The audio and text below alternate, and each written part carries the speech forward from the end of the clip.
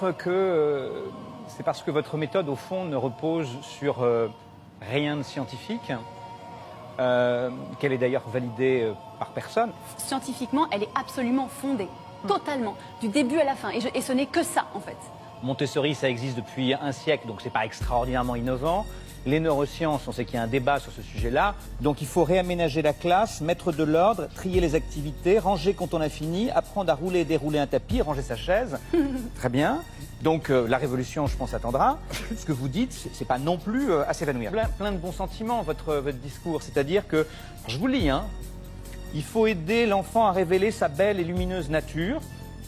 Nous ne sommes pas face à un problème, nous sommes face à une solution. L'enfant apprend en étant actif et pas passif, quand il est aimé et pas jugé. Oui, oui, l'eau ça mouille, la guerre c'est moche. Bon.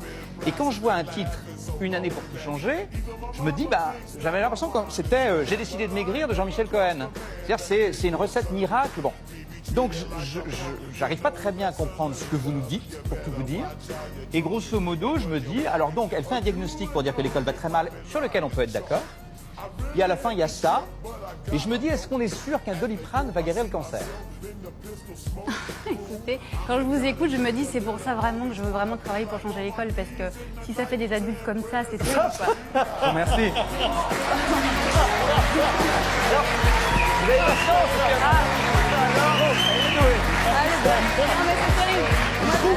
je trouve que par ailleurs, je suis fils d'instituteur et marié à un alors, vous devriez enseignant. avoir un petit peu C'est-à-dire, honte de tenir des propos comme ça.